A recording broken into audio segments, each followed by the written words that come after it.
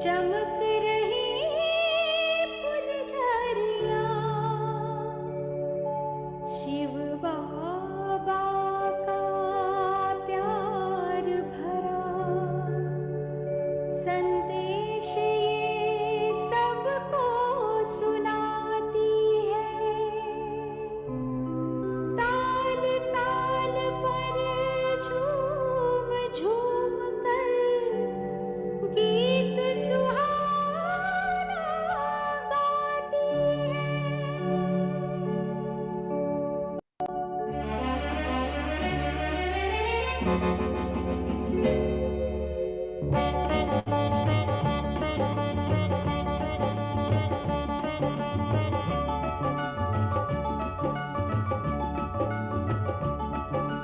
समय का पंछी उड़ता जाए, सबको ये पैगाम सुनाए।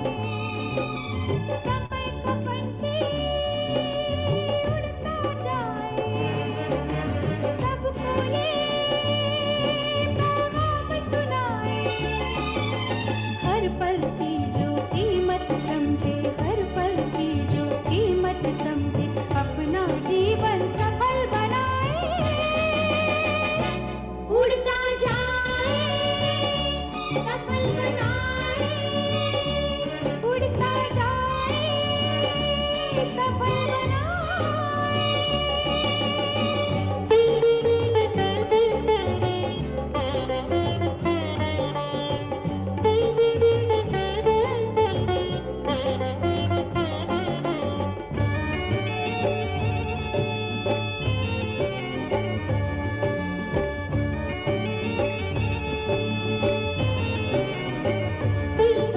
मनचाहा फल पाना है तो सुन ले सारा जमाना। मनचाहा फल पाना है तो सुन ले सारा जमाना। कभी नहीं बेकार लुटाना ये अनमोल खजाना। कभी नहीं बेकार लुटाना ये अनमोल खजाना। आलस छोड़े रुके नहीं जो, आलस छोड़े रुके नहीं जो, वही तो अपनी मंजिल पाए। उड़ता जाए, सफल बनाए, उड़ता जाए, सफल बनाए।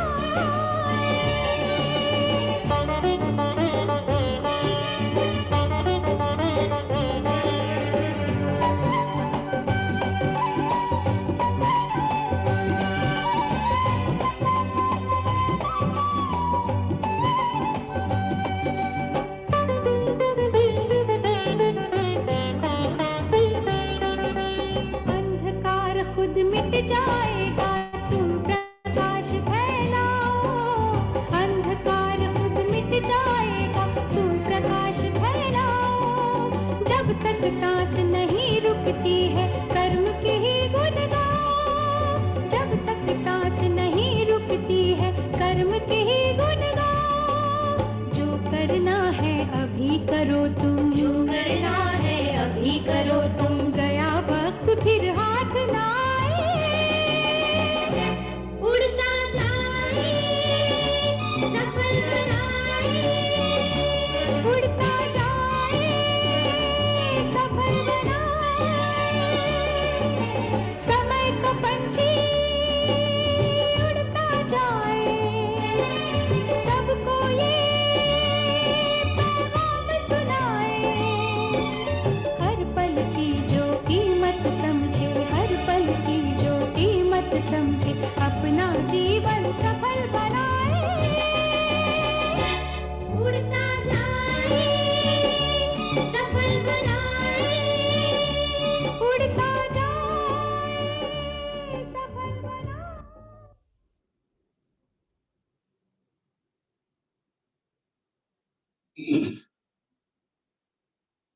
ओम शांति। Good morning. सभी ठीक हो आप? सभी को एक विनती है कि सभी अपना वीडियो ऑन करके अपना दर्शन करवाइए, ताकि आपको आपका दर्शन करके हमारे सेशन की शुरुआत करें। हाँ? क्योंकि आप सभी ऐसे अमूल्य रत्न हो, अमूल्य आत्मा हो, जिस पर परमात्मा की दृष्टि पड़ी है। ऐसे आप मूल्यवान आत्मा हो, इसलिए आप सबके दर्शन करना चाहते हैं। Thank you. हाँ, अभी हम थोड़ा मेडिटेशन करेंगे सेशन सुनने से पहले, ताकि सेशन में हमारा मन एकाग्र हो, और मन एकाग्र करके जब सेशन सुनते हैं, और देखो आपने सुबह सुबह का टाइम भी पसंद किया है। सुबह के समय में जब अच्छी अच्छी बातें सुनते हैं तो सारा दिन याद रहता है। आत्मा का जिस तरह सर्दी के दिनों में क्या करते हैं, हेल्दी खाना खाते हैं ना सुबह सुबह, हाँ? उसी तरह आत्मा को भी जब सुबह सुबह ये हेल्दी खुराक मिल जाता है, तब आत्मा एकदम शक्तिशाली बन जाती है। तो हम 5 मिनट पहले मेडिटेशन करेंगे, उसके बाद आज का सेशन भी बहुत इम्पोर्टेंट है। तो हमें आज के सेशन में भी बहुत मजा आने वाला है। थोड़ा शरीर को एकाग्र करके सुखासन में बैठ जाएंगे। सुबह सुबह का टाइम है, तो अगर ऐसे शरीर को थोड़ा टाइट करके बैठेंगे तो अच्छा रहेगा, वरना नींद से जागे हैं तो फिर मेडिटेशन में नींद ना आ जाए। इसीलिए सभी अपने को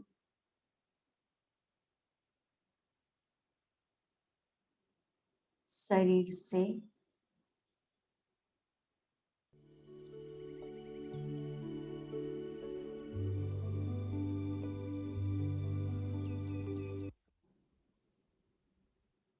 तन मन को एकाग्र कीजिए। ऐसा समझिए मैं बहुत ही भाग्यवान आत्मा हूँ, क्योंकि स्वयं भगवान ने मुझे पसंद किया है।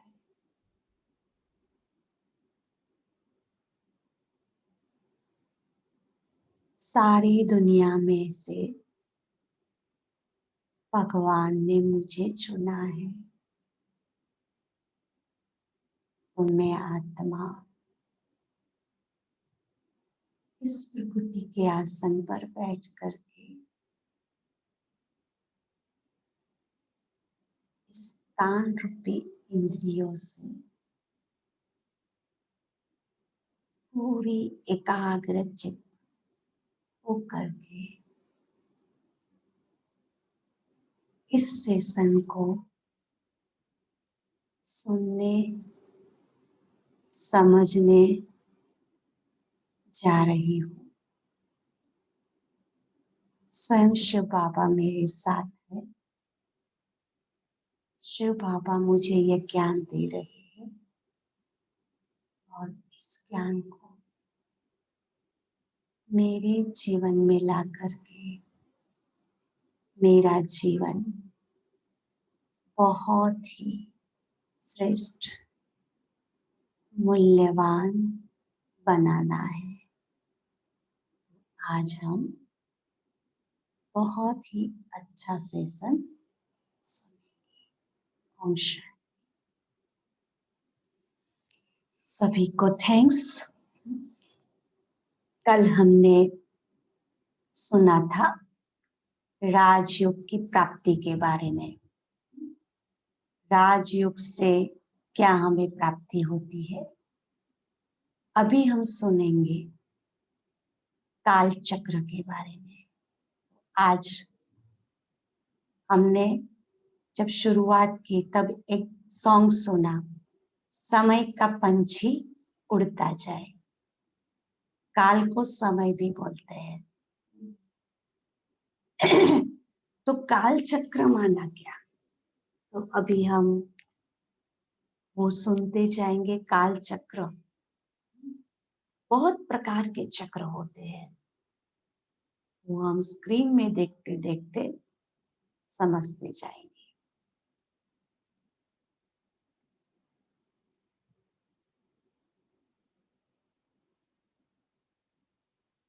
हम देख रहे हैं काल चक्र।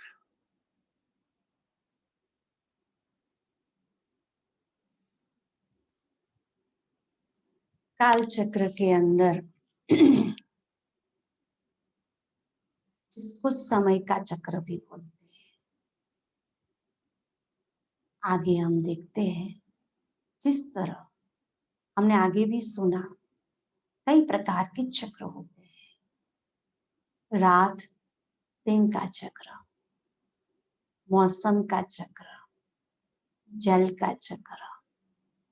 तो हर एक चक्र की एक अपनी अपनी अवस्थाएं होती है। जिस तरह देखते हैं दिन और रात के चक्र में, सुबह दोपहर शाम और रात। मौसम के चक्र में देखेंगे कि मौसम के अंदर हम देखते हैं क्या होता है, सर्दी गर्मी धूप छाव, बारिश के दिन, ऐसे उसमें भी चक्र होता है। जल के चक्र में हम देखें तो क्या होता है कि वही गर्मी होती है, उसकी भाप बनती है, वो भाप बादल बन के ऊपर जाती है, फिर वही बारिश बन के नीचे गिरती है। तो ये सारे चक्र देखे, लेकिन आज हम समझेंगे सृष्टि चक्र। ये बहुत गुह्य वाला चक्र है।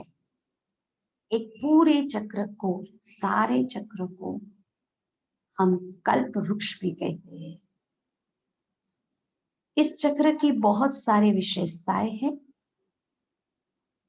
इस चक्र के अंदर, जिसको वर्ल्ड ड्रामा व्हील भी बोलते हैं, इस चक्र की अवधि पूरा 5000 साल की। इस चक्र के अंदर हम देखते जाएंगे कैसे कैसे सब कुछ होता जाता है।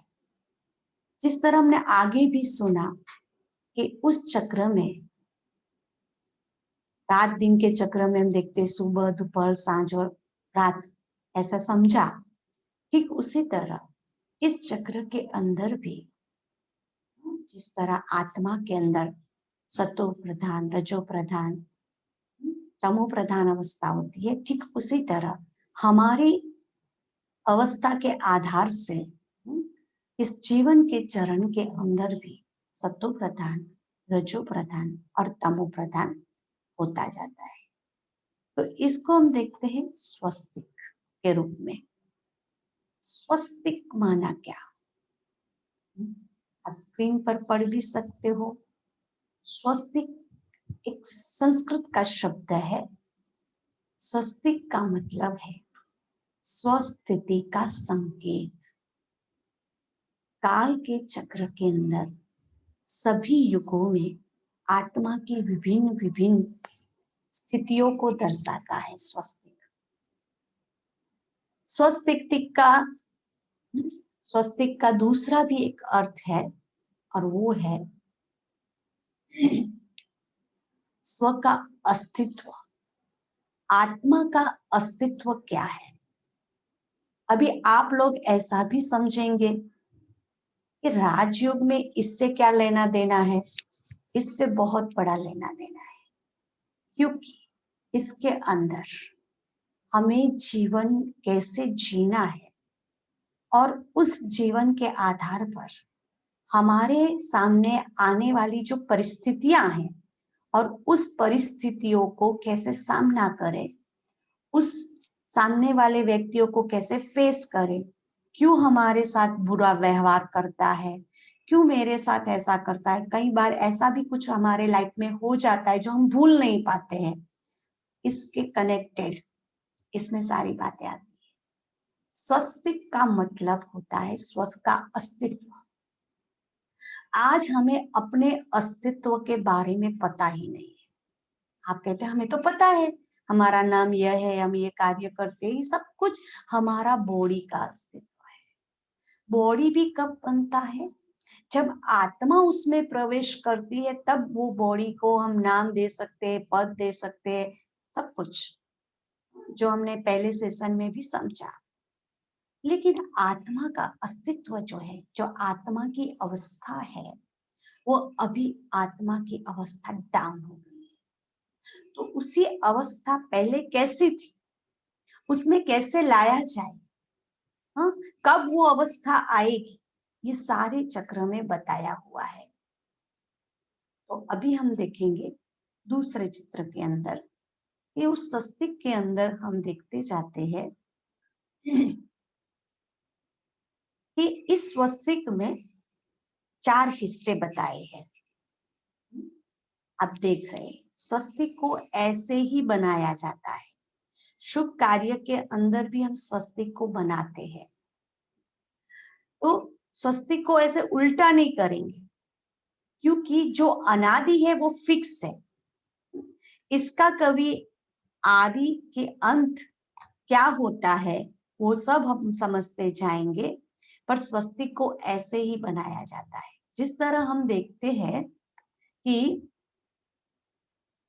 रात और दिन के बारे में, जब हम छोटे थे तब हमको सिखाया जाता है कि सुबह को गुड मॉर्निंग बोलने का, रात को गुड नाइट बोलने का, शाम को गुड इवनिंग बोलने का, दोपहर को गुड आफ्टरनून बोलने का।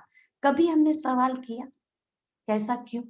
अगर छोटे छोटे थे और छोटे छोटे होते हैं, और जब मम्मी पापा के सामने गुड मॉर्निंग के जगह गुड नाइट बोलते हैं तो हमें पक्का कराते हैं नहीं अभी गुड मॉर्निंग, उसमें कोई भी सवाल जवाब नहीं, क्योंकि हमें पता है ये कुदरत का नियम है, ये ऐसे ही होता है।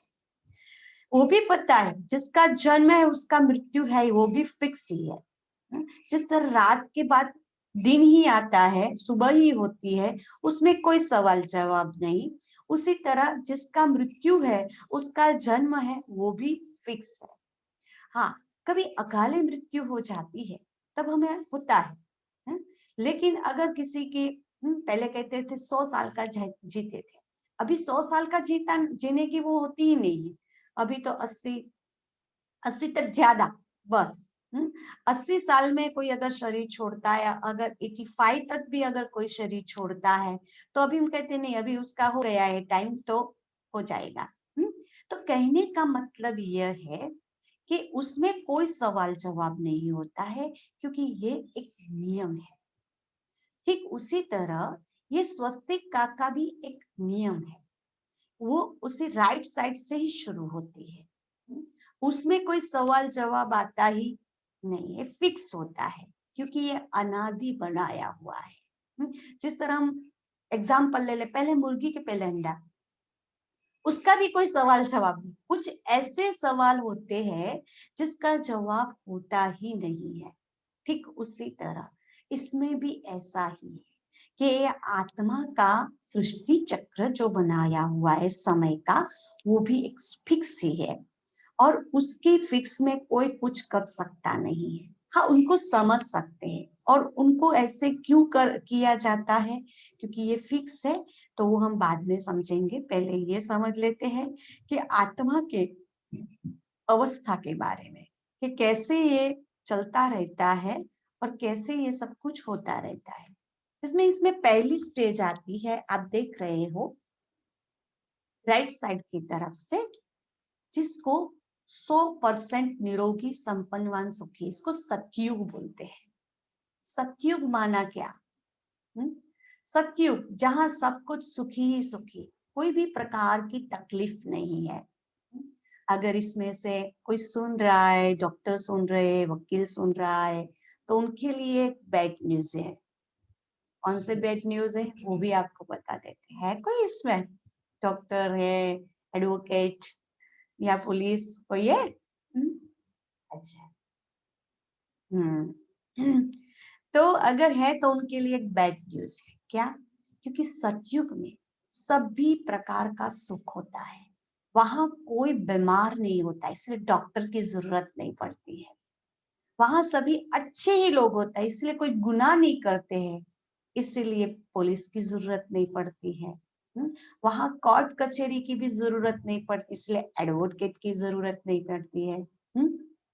क्योंकि हाँ, वहां सिंपल भाषा में बोला जाए, वहां सफेद कोट वाले और काले कोट वाले होंगे ही नहीं। सिंपल भाषा में ऐसे बोला जाता है। और हमारे प्यारे बाबा परमात्मा शिव बाबा, वो हमेशा कहते हैं कि वहां पर सतयुग में रॉयल बुद्धू होंगे। रॉयल बुद्धू माना उनको न किसी के साथ कैसे कपट से बात करनी है, छल कपट क्या करना है, कैसे बोलना है, क्या नहीं बोलना है, क्योंकि वहां सभी लोग समझदार होते हैं। समझदार होने के कारण सभी के साथ उनका अच्छा व्यवहार होता है। वहां तन, मन, धन और जन, इन चारों ही प्रकार का सुख होता है, इसलिए उसको स्वर्ग बोलते हैं। तन, मन, धन, जन का मतलब होता है वहां हमेशा हम हेल्दी ही होंगे, कभी बीमार नहीं होंगे। दूसरी बात, वहां जरूरत से ज्यादा धन होगा, इसीलिए वो धन बोला जाता, माना धन का सुख है। फिर जन्माना संबंध हमारे बहुत अच्छे होंगे, इसीलिए संबंधों का सुख है। तन, मन, वहां मन भी बहुत नेचुरल खुश रहते हैं, मन से भी हम सुखी रहते हैं। कभी वहां मानसिक बीमारियां नहीं होगी, कभी वहां नींद की गोलियां नहीं खानी पड़ेगी, कभी वहां डिप्रेशन नहीं आएगा, क्योंकि वहां हम ऑलवेज सुखी रहते हैं, सभी प्रकार के सुखी रहते हैं। हाँ, वहां सभी प्रकार का सुख होता है। अभी दुख क्यों होता है?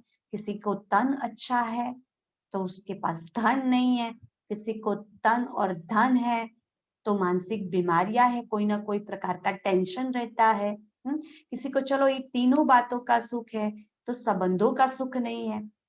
इसीलिए वहां स्वर्ग बोला जाता है, क्योंकि वहां सभी प्रकार का सुख है।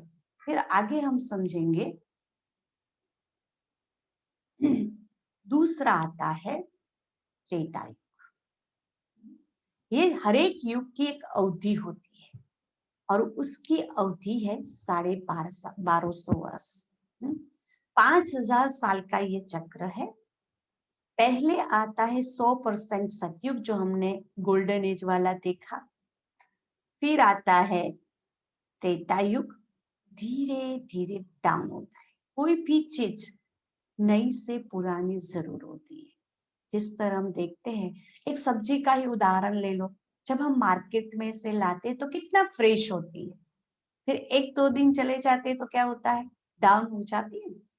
कोई भी चीज एक ही रूप से नहीं रहती है, वो अप या डाउन होती ही रहती है। जिस तरह एग्जाम्पल हम मोबाइल का लेते हैं। मोबाइल को हमने चार्ज किया, 100% चार्ज कर दिया। अभी उस मोबाइल को आप एरोप्लेन मोड पे रख दीजिए, ना उसमें कोई फोन आएगा, ना फोन जाएगा, नहीं कुछ होगा। फिर भी कितना भी अच्छा क्यों ना मोबाइल हो, हाँ, उनको रात को हम देखेंगे तो क्या उस मोबाइल की बैटरी 100% रहेगी? कोई बता सकेगा? रहेगी कि नहीं रहेगी? रहेगी तो ये उंगली दिखा दो आप सब वीडियो ऑन करके, और नहीं रहेगी तो फिर दूसरी उंगली बता दो। अभी दिखाओ। नहीं रहेगी तो दूसरी उंगली, रहेगी तो एक, सभी की दो उंगलियां है। राइट बात है, नहीं रहती है। आप समझ गए हैं, वेरी नाइस। अभी आप देखेंगे कि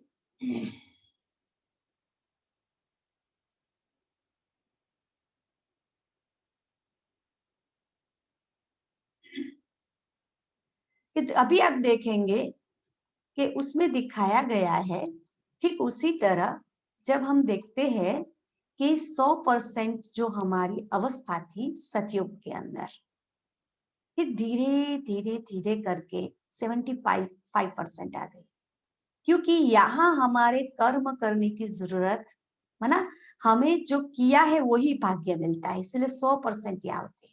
फिर जैसे आत्मा कर्म करती जाती है धीरे धीरे 75% हो जाती है, फिर और गिरावट होती है, तो 50% हो जाती है। फिर आता है जिसमें देखेंगे हम कि हर एक युग की अवधि 1250 वर्ष है, वो तो आपको समझ में आ ही गई। फिर आता है भक्ति मार्ग, जिसको द्वापर युग बोलते हैं। यहाँ से भक्ति की एक शुरुआत होती है। यहाँ से हर एक अलग अलग धर्म ज्ञाति जाति के लोग आते हैं, और यहाँ से हमारी सारी शुरुआत होती है। कि आगे भी इसको वर्ल्ड ड्रामा विल भी बोलते हैं, उसके बारे में भी हम आगे समझते जाएंगे। यहाँ से अलग अलग पार्ट सबका आना शुरू होता है। यहाँ से दुख की शुरुआत होती है, इसलिए हम भगवान को याद करते हैं। भगवान को याद करते हैं तो भगवान क्या करता है, सारी दुनिया को संभालने के लिए एक एक धर्म स्थापक को नीचे भेजता है कि जाकर के हर एक अपने अपने धर्म के नाम का संदेश देते हैं, हमें अच्छी राह पर दिखाते हैं। इसलिए इसको भक्ति मार्ग बोलते हैं। फिर आप देख रहे हैं दाई बाई तरफ से माना लेफ्ट के बाद ऊपर जाता है कलयुग। ये कलयुग है। कलयुग का हाथ कैसे दिखाते आप देख रहे हो, ऊंचा ऊंचा माना कि अभी कई बार कई को बोलते हैं ना, अभी मैं चुप बैठा हूं, अगर मेरा हाथ उठ गया तो तुम्हारी हड्डी हड्डी टूट जाएगी, ऐसे बोलते हैं ना। तो कलयुग में क्या होता है, लड़ाई झगड़ा शुरू हो जाता है। कलयुग माना कलाहीन।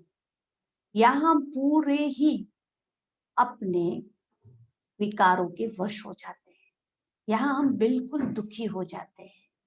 कहा जाता है सुख के बाद दुख, दुख के बाद सुख जरूर आता है। ठीक उसी तरह यहाँ भी कलयुग के बाद सतयुग आएगा, लेकिन तुरंत सतयुग नहीं आएगा।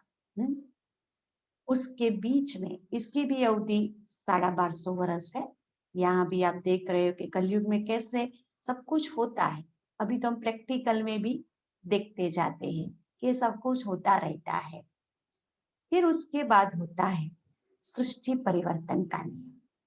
इसमें देख रहे हैं आप सुई घड़ी बताते हैं कि हमेशा 12 के बाद कितना बजता है, 1 बजता है। तो इसमें कलर अलग दिखाया है। आप देख रहे हैं इसमें कलर अलग है। कलयुग में काला कलर, क्योंकि यहाँ हम लोहे जैसे बन जाते हैं, हमारी अवस्था तमो प्रधान बन जाती है। सतयुग में तो गोल्डन एज थे, बहुत सुखी थे।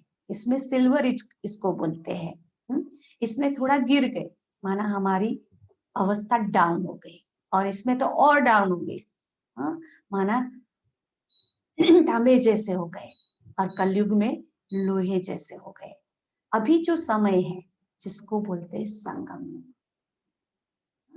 जिसमें आगे हम देखेंगे इस सृष्टि परिवर्तन का नियम है युग परिवर्तन।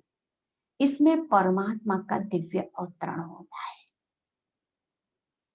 क्योंकि हर एक सृष्टि का एक नियम होता है परिवर्तन, जिसको हम कहते हैं इस परिवर्तन में नए के बाद पुराना, पुराने से नया होता रहता है। लेकिन यह जो परिवर्तन है वो पुराने से नया होने जा रहा है, क्योंकि परिवर्तन से ही सब कुछ होता है। संसार का नियम ही परिवर्तन है।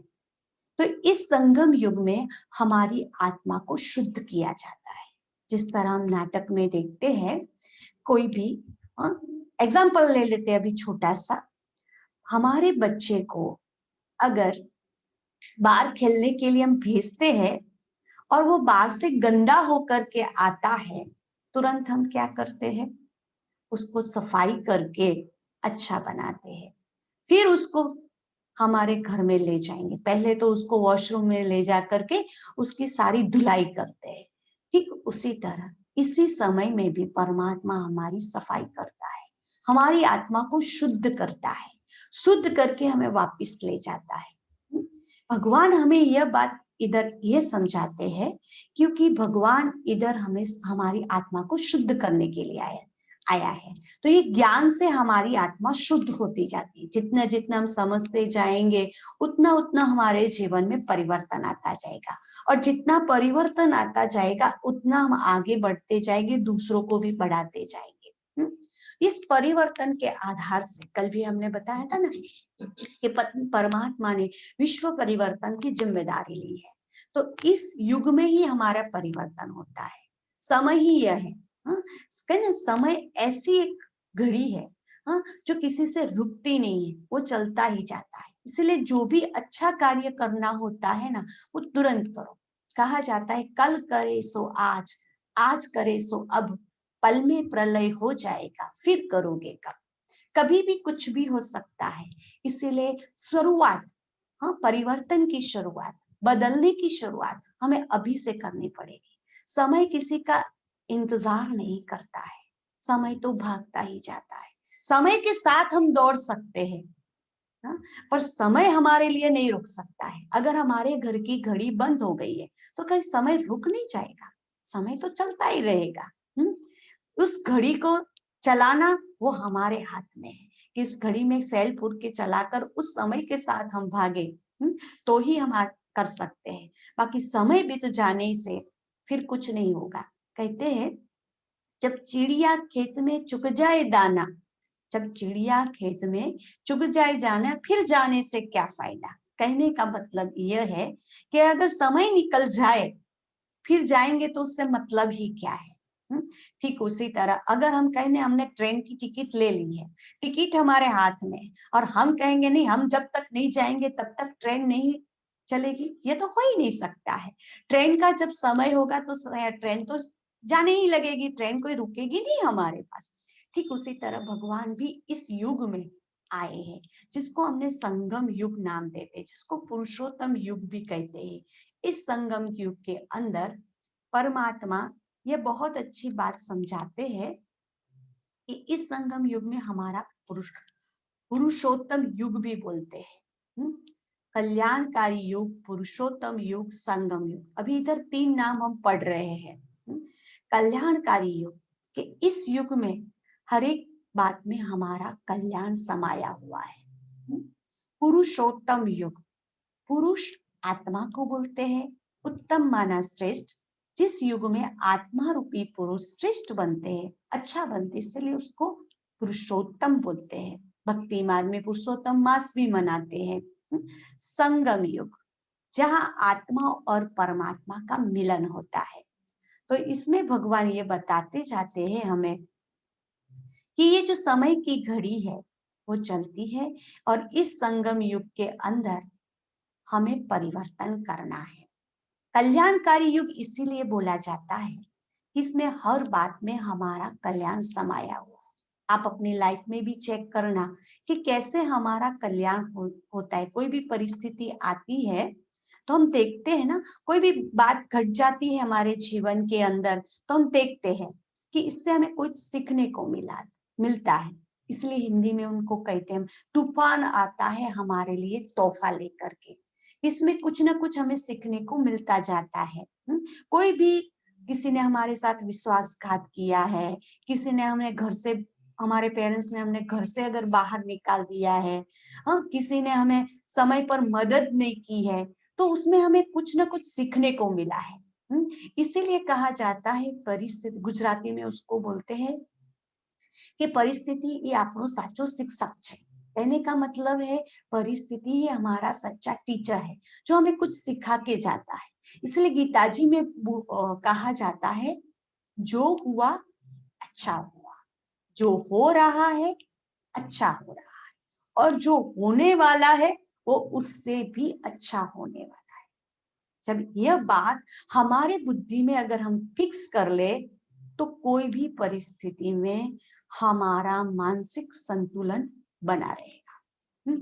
क्योंकि जब हमें रिजल्ट का पता ही है कि सब कुछ होने वाला है, बस हमें प्रेजेंट के समय में हमने अपने आप को संभालना है। प्रेजेंट हमारा अच्छा होगा तो भविष्य, फ्यूचर हमारा अच्छा हो ही जाएगा। क्योंकि परमात्मा का ये समय जो है परमात्मा ने दिया हुआ, उसमें हर एक बात का कल्याण है, लेकिन प्रेजेंट में हमें अच्छा रहना है। तो उसमें जिस तरह हम एग्जाम्पल देते हैं आप लोगों को, एग्जाम होती है, एग्जाम के समय हमने सारे आंसर लिख दिए, लेकिन हमारी नजर दूसरे स्टूडेंट पर गई, उसके पेपर में हमने नजर डाली, उसने दूसरा आंसर लिया, अभी हम कंफ्यूजन हो गए कि अभी क्या है, ये राइट है कि वो राइट है। तो हम क्या करते हैं फिर, उसका देख करके अगर हमारा विल पावर, हमारा आत्मनिश्चय नहीं है, तो हम क्या करेंगे, उसका देख करके हमारे पर चेक लगा करके और उसका लिख डालेंगे। जब उसका लिख डालेंगे तो हमने तो देखा ही नहीं, हमको तो ऐसा ही है, उसका ही आंसर राइट है, मेरा नहीं है, क्योंकि हम कंफ्यूज हो गए। फिर घर पे जाकर देखते हैं तो अरे मैंने तो सही लिखा था, लेकिन टीचर क्या करेगा, आपने तो उस चेक लगाया हुआ है, क्रॉस कर दिया है आपने, तो आपका आंसर तो क्रॉस ही होगा, उसके मार्क्स आपको नहीं मिलेंगे। इसलिए भगवान कहते हैं कि वर्तमान समय में अपने आप को संभालना बहुत जरूरी है। जब अपने आप को संभाल लेते हैं तो भविष्य हमारा बहुत श्रेष्ठ होगा।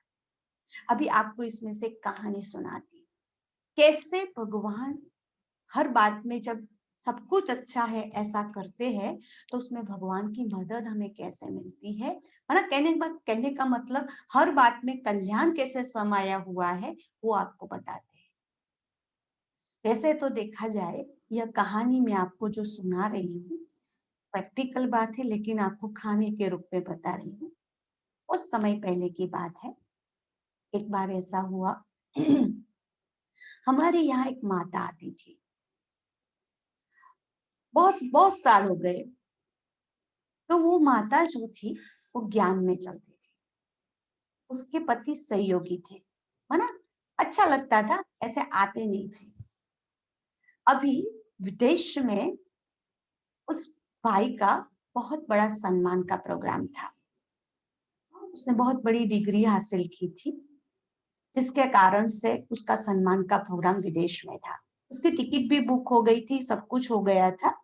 अभी वो भाई गाड़ी से जा रहा था और बीच में ही उसका एक्सीडेंट हो गया, और बहुत भयानक उसका एक्सीडेंट हुआ कि उसके दोनों पैर फ्रैक्चर हो गए, चले गए, ऐसा ही कहेंगे।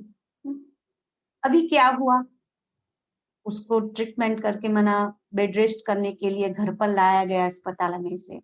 अभी हम देखते हैं कि सभी लोग मना जो भी रिलेटिव होते हैं वो उसकी खबर अंतर पूछने के लिए तो घर पे आएंगे ही। तो घर पर आते हैं तो स्वाभाविक है सभी ऐसे ही कहेंगे भगवान आपको जल्दी ठीक कर देगा। जैसे कोई बोलता था कि भगवान आपको ठीक कर देगा, तुरंत वो गुस्सा हो जाता था और बोलने लगता था गुस्सा होकर के, मेरा कहाँ कुछ अच्छा हुआ है, मेरा कुछ भी अच्छा नहीं हुआ, भगवान मेरा अच्छा किया ही नहीं, कितने सालों के बाद मेहनत के बाद मुझे एक अच्छी सम्मान का प्रोग्राम मुझे मिला था, मेरे विदेश में कितना वो होने वाला था, ये अभी क्या होगा। उतने में हम लोग उसकी ऐसे ही उसकी खबर अंतर पूछने के लिए गए, तो हम भी ऐसे सहज भाव से पूछने लगे कि भाई जी आपका सब कुछ ठीक हो जाएगा, भगवान बैठा है, आपको मदद करेगा, आपको शक्ति प्रदान करेगा इस परिस्थिति का सामना करने की। और जिस किसी के भी पास आता था उसको गुस्सा करके निकाल देता था।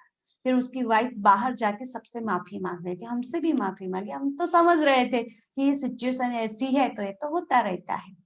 फिर 3-4 दिन के बाद वो ऐसे ही रेडियो पे समाचार सुन रहा था, तो उसने सुना कि जिस दिन की फ्लाइट थी ना उसकी, वो फ्लाइट क्रैश हो गई, उसमें जितने भी लोग थे सब खत्म हो गए। अभी वो समाचार वहां पर विदेश में जहां उनका सम्मान होने वाला था वहां उनको मिला। अभी यह भाई सुनकर के खुश हो गया कि अच्छा हुआ मैं नहीं गया, वरना मैं मर ही जाता। अभी वहां पर वो विदेश में जिसका जहां पर उसका सम्मान था उनको पता चला, तो उन्होंने यहाँ पर फोन किया, तो उसकी वाइफ ने रिसीव किया, और उन्होंने तो उनको तो ऐसा ही था कि अभी ये भाई चला गया है, तो उन्होंने उसकी वाइफ ने बोला कि नहीं वो आने वाले थे, उनका बड़ा एक्सीडेंट हो गया है, अभी वो इधर है। तो वो भाई ने, विदेश वाले भाइयों ने बोला कि कोई बात नहीं, आप चिंता नहीं कीजिए, अच्छी बात है वो बच गए, हम लोग उनका सम्मान करने के लिए इंडिया आ रहे हैं। हाँ, और उनको हमारे पास बहुत अच्छे अच्छे डॉक्टर्स हैं, तो उसके डॉक्टर्स के उसके नए 2 पैर डलवा देंगे हम लोग। अभी इंडिया में सम्मान करने के लिए विदेश से आ रहे हैं, तो इंडिया वाले भी तो उसका सम्मान करेंगे ना। तो हम समझ सकते हैं कितना बड़ा उसके लिए फायदा हो गया। अभी वो कह रहा है भगवान ने मेरे लिए बहुत अच्छा किया है। अभी समय कितना था, पेशेंस तो रखना पड़ता है ना। कोई भी परिस्थिति हमारे सामने आती है तो उस परिस्थिति से हमें कुछ ना कुछ फायदा ही होता है। हाँ, उस समय हमें पेशेंस रखना पड़ता है कि आगे क्या होने वाला है। जब इतना हम हमारी बुद्धि में डाल देना, तो हर परिस्थिति में अपने आप को हम संभाल सकते हैं। इसीलिए इसको स्वस्तिक बोला है। स्वस्थिति को संभालना, स्व के अस्तित्व को समझना, इसलिए इसको स्वस्तिक बोलते हैं। अभी हम आगे देखेंगे इसके चित्र के अंदर ही।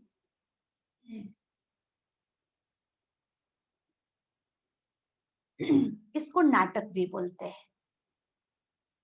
नाटक क्यों कहा जाता है इसको? क्योंकि ये ड्रामा है।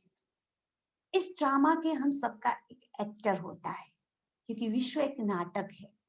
नाटक की भी एक अवधि होती है, 3 घंटे की होती है। हाँ, जिस तरह गांव के लोग जो रात को खेलते हैं ना रामायण वगैरह, तो उसकी मानो 12 घंटा की होती है, लेकिन इसकी अवधि पूरा 5000 वर्ष है। इस नाटक के अंदर आपको दिखा दिया जाए कि नाटक के अंदर क्या होता है। एक्टर होते हैं, डायरेक्टर होते हैं, मुख्य एक्टर होते हैं, ये सब कुछ दिखाया जाता है।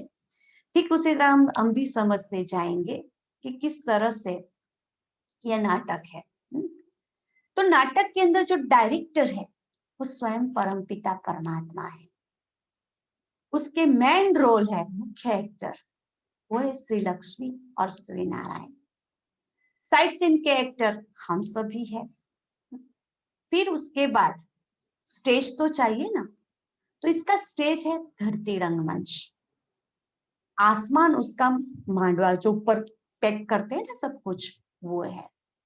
सूर्य और चांद फोकस का काम करता है। जो सितारे हैं वो सीरीज का काम करती है। गार्डन है वो सुशोभन डेकोरेशन का काम करता है।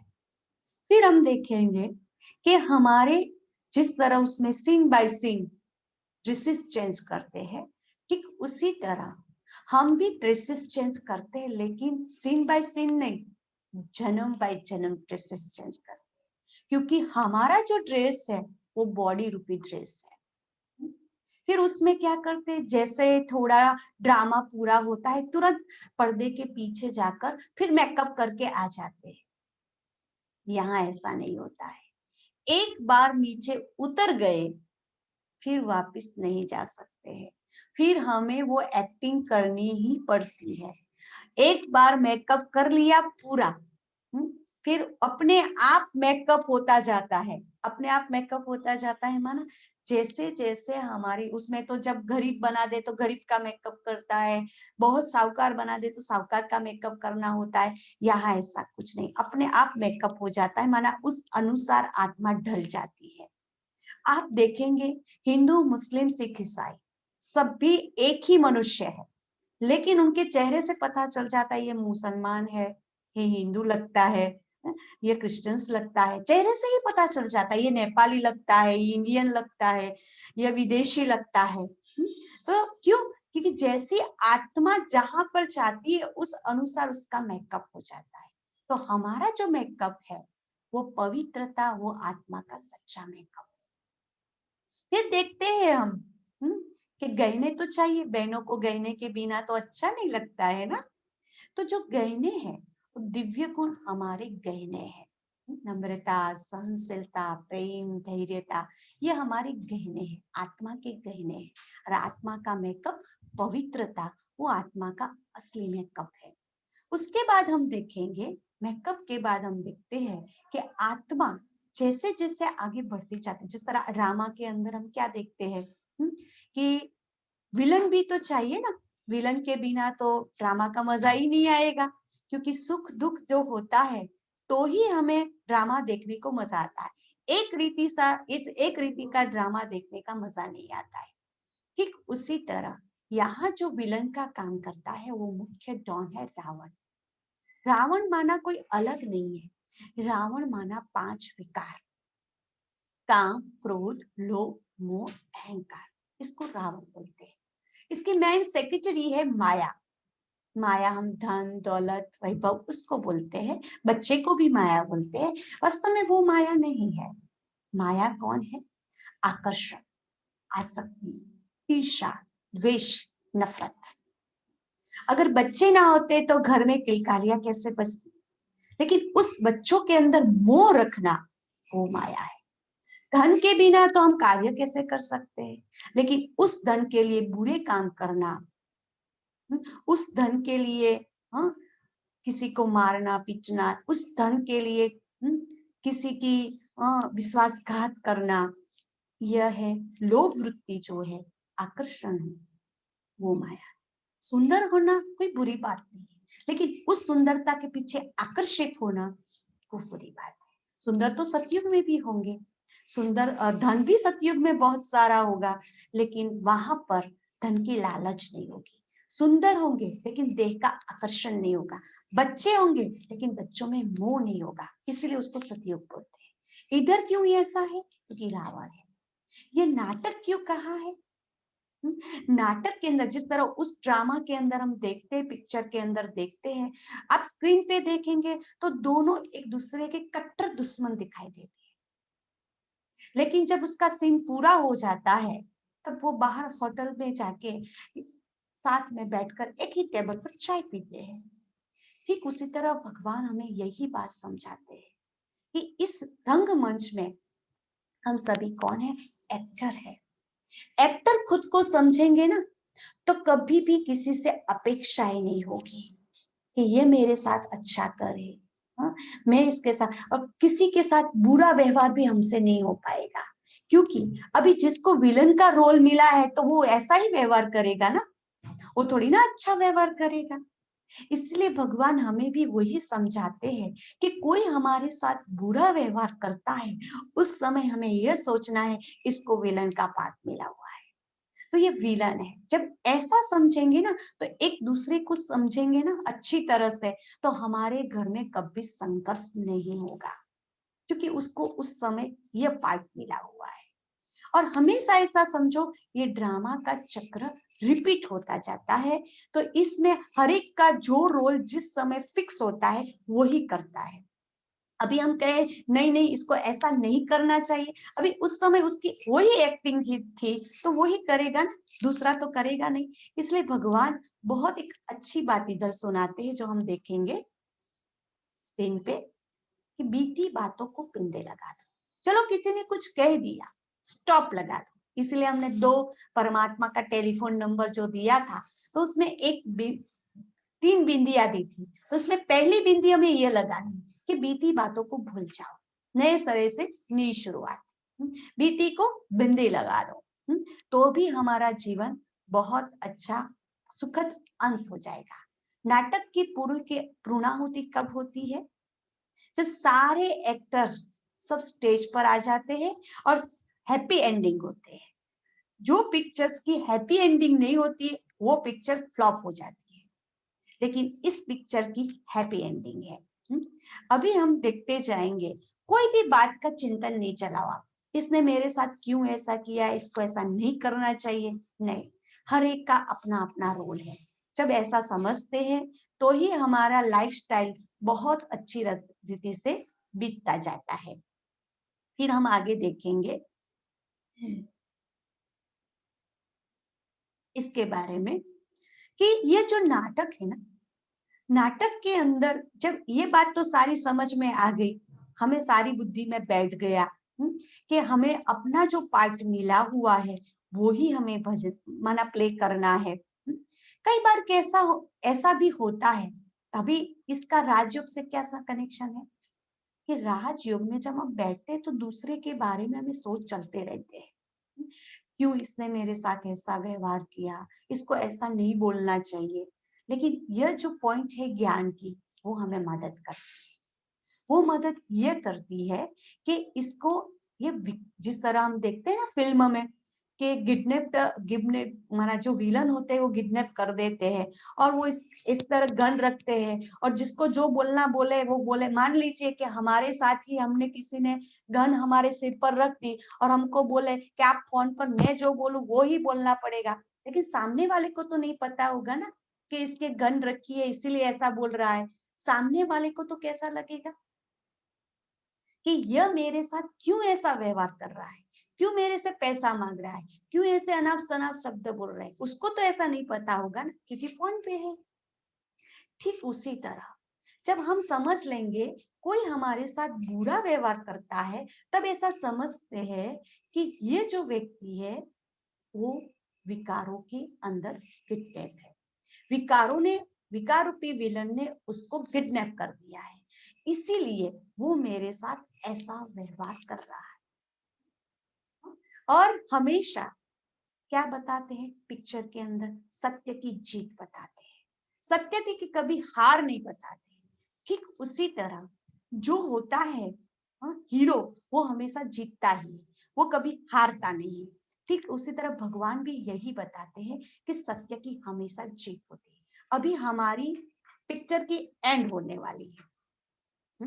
इसीलिए भगवान हमें कहते हैं हर एक एक्टर को पता होता है कि किस समय मुझे कौन सा डायलॉग बोलना है, सारे पिक्चर की थीम क्या है, सारा पिक्चर का वो सब कुछ क्या है, वो उसको पता होता है। लेकिन घोटाला कब हो जाता है? अभी घोटाला हमारी लाइफ में भी ऐसे ही हुआ है। घोटाला तब होता है जब वो स्क्रीन पे आ जाता है, स्टेज पर आ जाता है और वो डायलॉग भूल जाता है। जिस तरह एग्जाम्पल अभी जिस तरह हम देखते हैं रामायण के अंदर, तो उसमें गांव के अंदर क्या होता है, रामायण को ऐसे खेलते हैं, ऐसे एक्टर बनाते हैं और खेलते हैं। अभी मान लीजिए वो लक्ष्मण मूर्छित हो गया है, अभी हाँ हनुमान जी जड़ी बूटी लेकर के आते हैं, राम उसको सुंघाते हैं तो वो सुरजित हो जाता है।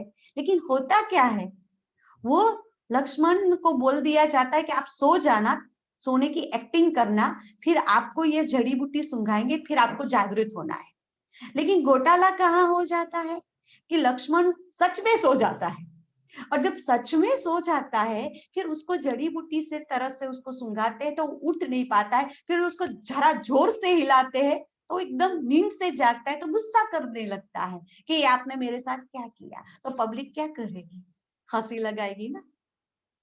हाँ, और फिर क्या करता है डायरेक्टर कि सारी पब्लिक को शांत करने के लिए दूसरे एक्टर को भेज देता है सब कुछ शांत करने के लिए। ठीक उसी तरह हम भी जब अपने रोल को भूल जाते हैं कि परमात्मा ने हमें इस धराव पर माँ का रोल दिया है, पत्नी का रोल दिया है, सास का रोल दिया है, पिता का रोल दिया है, बिजनेसमैन का रोल दिया है, इस रोल को हम भूल जाते हैं और सच समझने लगते हैं तो लड़ाई झगड़ा हो जाता है। और जब लड़ाई झगड़ा हो जाता है तो परमात्मा जिस इस दुनिया के अंदर सारे लड़ाई झगड़ा भ्रष्टाचार ये सब कुछ होने लगा, इसलिए भगवान ने फिर धर्म स्थापक को नीचे भेजा सत्य का संदेश देने के लिए, भलाई का संदेश देने के लिए कि सब आप नीचे जाओ और सब कुछ स्टॉप करके आओ। लेकिन हुआ तो नहीं, क्योंकि ये ड्रामा ही क्या है कि आगे बढ़ता जाता है। अति जब होती है तभी उसका अंत होता है। पिक्चर में हम देखते हैं ना, सीरियल में भी देखते हैं, पिक्चर में भी देखते हैं कि सच्चाई की हरदम हार बताते, फिर लास्ट में क्या बता देते हैं, सत्य की जीत बताते। ठीक उसी तरह भगवान भी यही समझाते हैं कि हमारी भी अब जीत होने वाली है। जीत तब होगी जब हम खुद को एक एक्टर समझेंगे। ठीक है, तो आज हमने कालचक्र के बारे में समझा, समय की अवधि के बारे में समझा, 5000 का ये कल्प है, सृष्टि चक्र है, हम सब एक्टर हैं और यहाँ एक्टिंग करने के लिए आए हैं। अभी कल का जो सेशन है वो कल का सेशन बहुत ही अच्छा है, वो भी राजयोग से कनेक्टेड है। कर्म की गुह्य गति, 84 जन्मों का चक्र, माना हम भविष्य में क्या बनेंगे और मनुष्य कैसे मनुष्य बनता है कर्मों की लॉजिकल से। तो कल का सेशन बहुत अच्छा है, आप सब भी कल आना, ज्वाइन होना 6:30 बजे। कल भी हम सब आप सबको मिलेंगे और दूसरों को भी आप ज्वाइन करवाना, क्योंकि दूसरों को भी हम बताते हैं, अपने रिलेटिव्स को, फ्रेंड्स को, अगर उसको भी अच्छा समझ में आ गया, उसके जीवन में भी परिवर्तन आ गया, तो उसका पुण्य भी हमको मिल जाएगा। इसलिए सभी को एक फिर से विनती करती हूँ, जब हम मेडिटेशन करने के लिए बैठ रहे हैं तो सभी अपना एक बार वीडियो ऑन करके आपका दर्शन करा दे।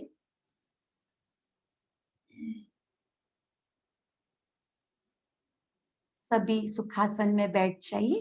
हाँ, जब तक ये चलता है मेडिटेशन, तब तक आप वीडियो ऑन रखेंगे तो हमें अच्छा लगेगा। ठीक है, सभी ज्ञान मुद्रा में बैठ जाइए, ताकि हमें भी पता चले कि आप भी बहुत अच्छा लाभ ले रहे हो, और आपके चेहरे, सुंदर सुंदर चेहरे देख करके भी हमें अच्छा लगता है। ठीक है, सभी अच्छी तरह से बैठ जाइए।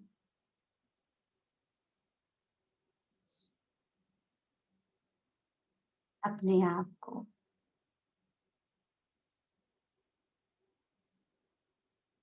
हीरो एक्टर समझिए।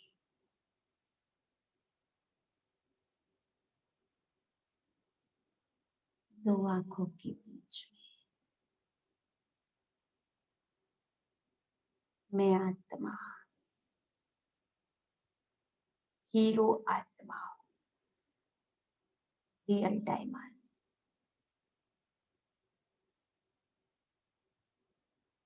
मुझे बहुत ही अच्छा रोल मिला हुआ है।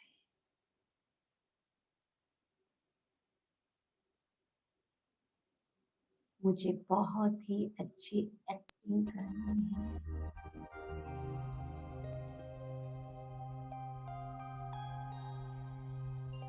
इतनी अच्छी एक्टिंग करनी है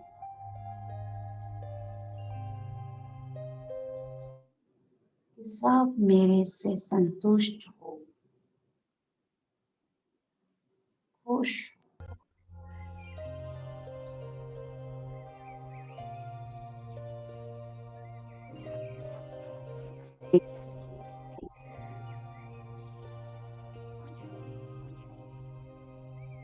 परमात्मा के पास जाना पड़ेगा। धीरे धीरे सूर्य चांद के भी पार अपना जो घर है, परम धाम, शांति धाम, जहाँ हमारा प्यारा पिता शिव बाबा मेन डायरेक्टर है, उस डायरेक्टर के पास से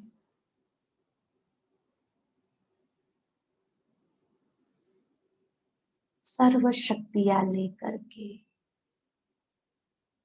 हमें अपने आप को भरपूर करते जा रहे हैं।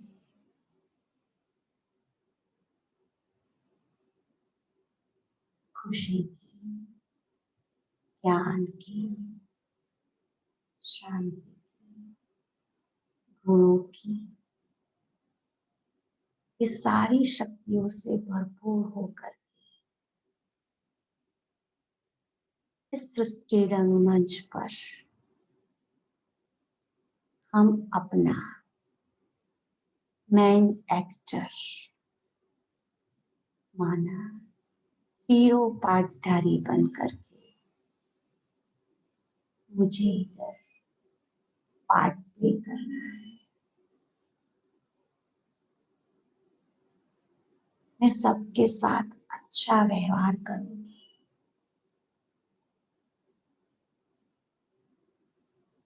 अगर कोई मेरे साथ बुरा व्यवहार करता है तो मुझे समझना है ये विलन का पार्ट मिला हुआ है। ये आत्मा तो बहुत अच्छी है, लेकिन उसको विलन का पार्ट मिला हुआ है। मेरे ऊपर उसका कोई असर नहीं होगा।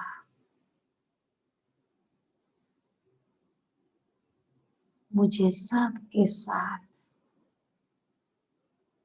प्रेम पूर्वक व्यवहार करना है।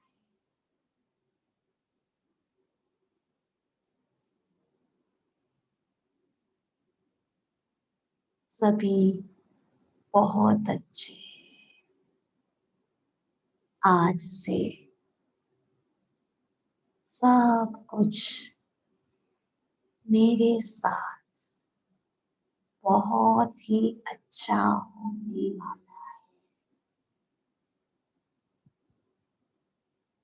सब कुछ अच्छा हो चुका है, आगे भी अच्छा होने वाला है। इसी शुभ चिंतन के साथ हम सारा दिन व्यतीत करेंगे।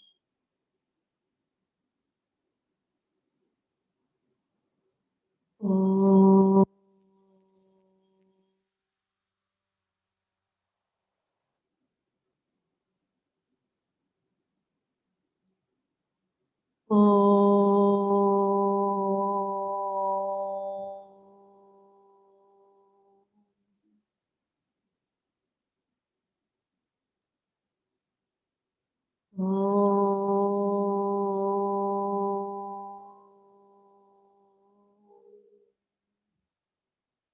शांति शांति।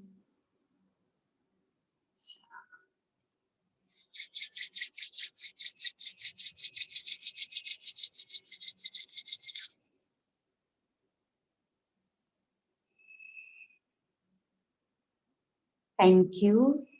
आप सबने अपने दर्शन करवाए। ऐसे ही आप सबके चेहरे गुलाब की तरह खिले हुए रहे। ऐसी हमारी दुआएं के कल फिर मिलेंगे। फिर आप सब भी सभी को बोलना, सभी ज्वाइन करें। कल का सेशन बहुत अच्छा है, सबके लिए बहुत लाभदायी है। इसमें बहुत कुछ सीखने को भी मिलेगा। आपके बहुत सारे क्वेश्चंस के आंसर कल के सेशन में भी आप सबको मिलेंगे। ठीक है। ओम शांति।